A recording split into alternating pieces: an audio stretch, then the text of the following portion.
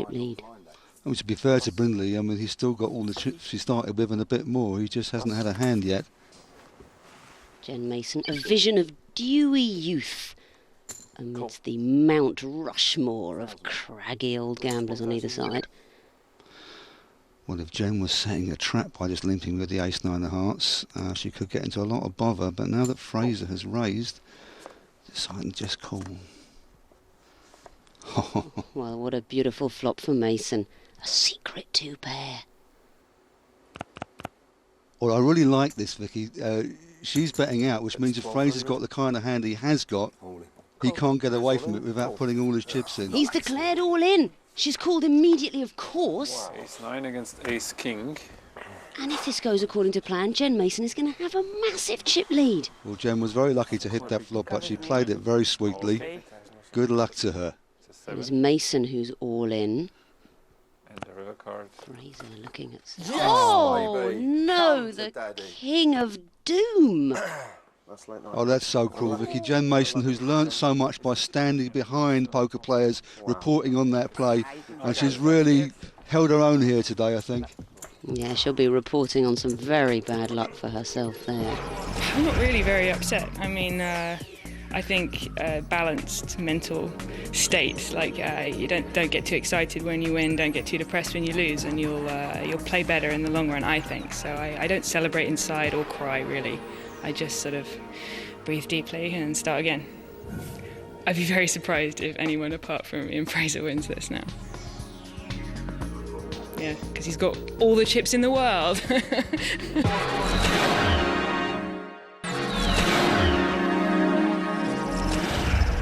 Mark the one this way. 3 players left in the party poker, late night poker opening heat. One of them will go through to the final, one of them will make the semi, and one of them will be strangling the cat. Cool. I think this is the first hand Simon Trump has played. Yeah, well, he likes to just limp on the button with this kind of hand because he doesn't want to face a re-raise.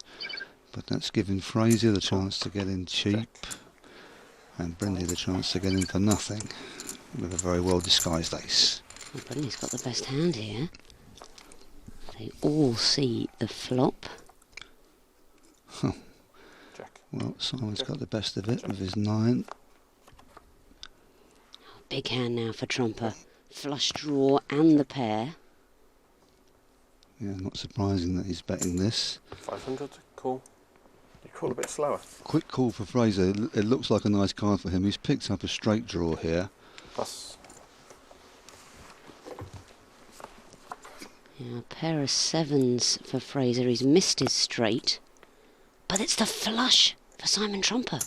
And Fraser deciding to represent this. I don't really understand this bet because if Trumper's missed a draw, Fraser can just call. But what does he want? Does he want Trumper to call him with a smaller pair? Or does he want him to pass a bigger hand? Neither of those that lightly. And as it is, Trumper's got a huge hand. 2,500 more. Or it is 2,500 more. Well, that's a nice raise from Trumper. It's less than the full pot.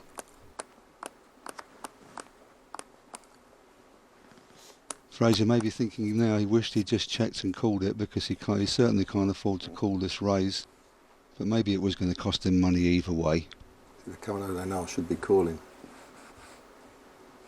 Well, with your chips you should be. Problem for Fraser is that there's no misdraw on the flop. There's a made straight there, the flush is there. Okay, pick it up.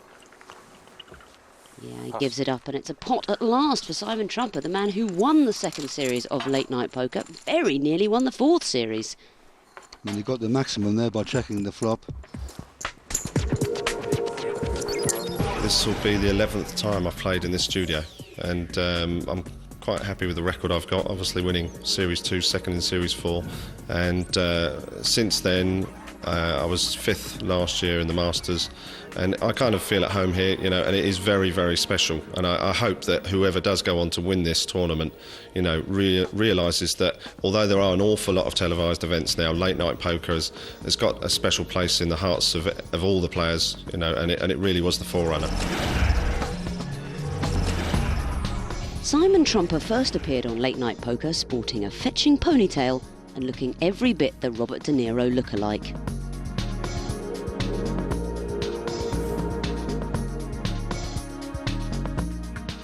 He returned in Series 2, where he battled his way to an impressive heat win against the ever-popular Barney Boatman, and in the final defeated Barney's brother Ross to take the crown. And we've got a result. Simon Aces Trumper has just beaten everyone to win the Late Night Poker first prize of £40,000. He almost won it a second time in Series 4. He took second place in his heat, battled to win a long semi-final. Is that the flush? These 5. Just... Yes! And just missed the title by a whisker against the eventual champion, Hamish Shah. And... Oh, 6. It's a 9. We've got a flush draw for Simon. And straight flush draw. He's got some hope. Spade or a 7. King. Winner of Late Night Poker for... Simon Aces Trumper, a player firmly in the history books of Late Night Poker. Inspired by those early days, we're going to play another Late Night Poker retro hand. This one will be watching from the point of view of chip leader, Ian Fraser. Oh. Pass. Call. Nice hand in the small blind, there's only 3 of you. Disguising his ace well. Trumper getting out on the button. Check. Well, Check. Fraser hasn't improved. He's picked up a straight draw now. I think he's checking to That's call, isn't he? 700. He wants... I think so. I mean, he might be thinking that Brindley's picked up a straight draw. They're here with a 4. He might be thinking that he can represent the club if it comes. He's certainly thinking his ace might still be in front. There's 2 flush draws out there. He could put Brindley on either of those. That looks like a blank. Check. Very hard to know, having not raised before the flop, what Brindley might be holding. Yeah, I mean, that's the trouble. That's 1700. Brindley could have picked up a couple of pair on the turn, or he could have nothing. I mean, Fraser knows that Brindley's not going to be betting this with anything less than a pair of queens, 2 pair or a straight, but he could also easily have a missed draw. And these are the kind of calls you have to be able to make if you're going to win these. Well, look, he's trying to look like butter wouldn't melt. There's not many hands I can beat, Roy.